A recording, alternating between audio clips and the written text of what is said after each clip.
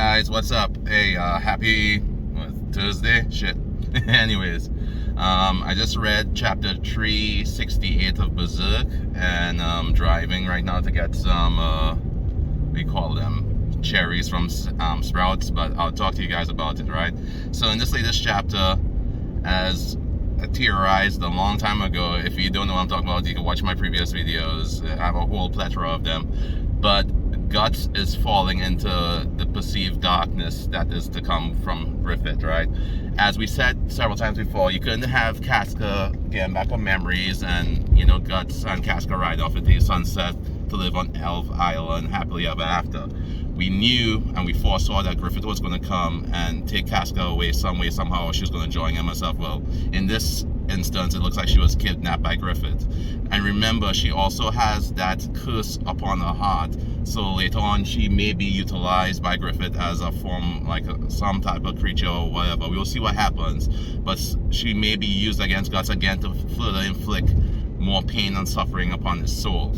Now, the reason why this pain and suffering is important in Berserk, right? And not trying to be negative, but the whole premise of the series is Guts being the struggler, this seemingly strong-willed protagonist who's able to trudge through any and all emotional turmoil and succeed and survive. But as with real life, the strongest of us, there comes a breaking point where your humanity, your strength, your stoicness just cannot take it anymore. And that in lies the craziness that's to come, right? Inside Guts lies the demon dog, right? Demon beast, whatever you want to refer to it as. And that beast is a part of Guts that he refuses to accept. And in order to be a strong individual, you have to accept all of yourself. Not to get away from Berserk, but there was a game I played on PlayStation 1 that showed this in such a great way. It was called Xenogears. In this game, the main protagonist, he had a split personality, right? It was himself and a personality called Id. And his darker personality was way stronger than he was, but in accepting both halves of himself, he truly became the person who he was supposed to be. And I feel, and I could be wrong, but I feel that is going to be shown in the series Berserk, because Guts is not fully who he is. Because in the clips, just like how Casca was forever changed, so was Guts. But unlike Casca, unlike Griffith, Guts has yet to accept his inner change, right? And what I mean by that, and again, I've reread the series so many times, I just reread it again. And this is just my theory on the whole thing, right? Hey, theories. All right. But Guts, in the eclipse, that's when, I don't know if it was another being or something that just came out due to all his trauma and pain and suffering. But that inner beast is a definite part of Guts, right? And what I mean is that Guts and the inner beast are one and the same. But the inner beast is Guts's dark thoughts, his hate, his anger, his anguish, right? And you guys are like, well, when he's fighting people, you see his anger in his face and stuff. No, that's just Guts struggling against the darkness. That's just one half of him. The true darkness, the true beast is still buried deep within, and it hid itself because it says, you know what, you keep pushing me aside and letting me, only come out to do certain things when it's convenient for you. So you know what, Guts, I will buy my time. I'll go in the darkness, I'll go in the back seat, and when you really need me, I'll be there, and I will show you our enemies through this spear.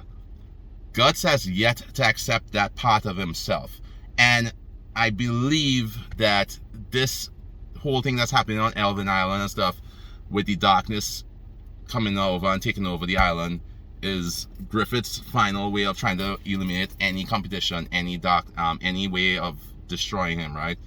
Obviously, Guts is going to survive, whether it be by Berserker armor protecting him and he's just raging through, or the Skull Knight coming to save him or whatever. We will see. But Elven Island is going to be destroyed. Time is going to pass. They're going to go back to a world where everybody who survives this ordeal will have to struggle against Griffith and his forces. They're going to have to meet up with Richter, and Richter is going to probably be older, and he's going to probably help them fight against Griffith and them in the final battle, right? Obviously. But Guts has to evolve. He has to become something that we may not want to see, but we have to accept, because the name of the series is Berserk. And in order to defeat Griffith, Guts has to do something different, right? Insanity is doing the same thing, expecting a different result. And what has Guts done the entire time in the series, right? Guts has struggled. He has gone to find a way to help Casca. He literally took the path of least resistance. He's like, you know what? I am not concerned about Griffith and stuff. He even told Zod, I'm not concerned about him. Remember in that city when Zod's like, if you speak against my master, I'm about to end you right here and then. He was like, Zod, I don't even care about that. We just want to leave. Obviously, he wanted to leave because his friends and stuff would have been decimated at that point too. But the whole point is, he decided to go his way and struggle to just get what little pieces Griffith left him. But now Griffith came and said, nah, dog, I'm coming to take your bone too, right? I gave you the bones and scraps. Now I'm coming to take your bones and scraps, and I'm leaving you with nothing. And Guts is like, oh hell no, I am not being, I'm not being taken advantage of again. I'm going to be a man, and in order to be the man Guts needs to be, he has to accept both halves of himself. In doing so, Guts will become the true vision of darkness we need him to be. Because at the end of the day, he has to accept his dark side.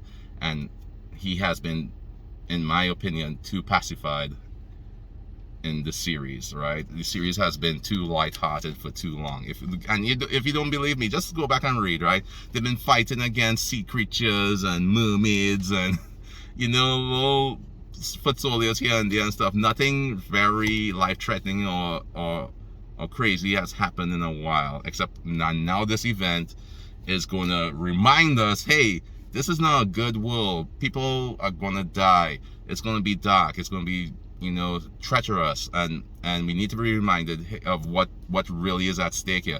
And what's really at stake is that Griffith is a power-hungry, evil being that's the devil incarnate on Earth, and he needs to be stopped by any means necessary. And the only people who are able to stop him is a man who has to succumb to his demon and accept his demon for what it is and let it become a part of himself in order to reap the benefits of becoming who he truly is supposed to be, which is a monster, right? And you hear all these famous sayings like, those who fight monsters, be careful lest you become a monster yourself. But Guts essentially needs to become a monster himself to fight against this monster. And in order to do that, and in order to unlock his true potential, the Berserker armor, or whatever secret brilliance Miria, God bless him, the goat, has in store for us, Guts needs to accept his darkness within. And I love the flood of darkness on the island because that's so significant, because it's like a metaphor, right? In the sense, like, you're not using like as, right? But it's a metaphor. It's a literal visual metaphor, because the island itself is like Guts' last hope, his last bastion. Like, okay, this is me here with Casca. You know what? It's not ideal because she freaks out, but, I have hope. And then all of a sudden, this little taint of his past comes and steals away, and as it's leaving, just decimates the island, engulfing it in darkness. Which means now the last bit of hope left in Guts, because Casca was his hope, his safe place, his one beacon, right? His one shining light. It's like, you know what? This life is shitty. I'm branded. Sacrifice this, brand that. Being reminded again, hey, you're sacrificed, you're branded. And boom, the darkness just envelops everything, right? The island is covered in darkness. That is like Guts' heart being covered in darkness. Guts is going to be reborn as the demon slayer, the demon dog with the dragon slayer. And this whole chapter is just a big old metaphor to remind us, hey, I'm branded. Guts, hey, you're branded. You're still a sacrifice. Nothing has changed. Hey, Griffith is still going to try to take away everything from you. Nothing has changed. You're branded. Griffith, your ex-best friend wants to take everything away from you, and he just took your girl. And now you have nothing left.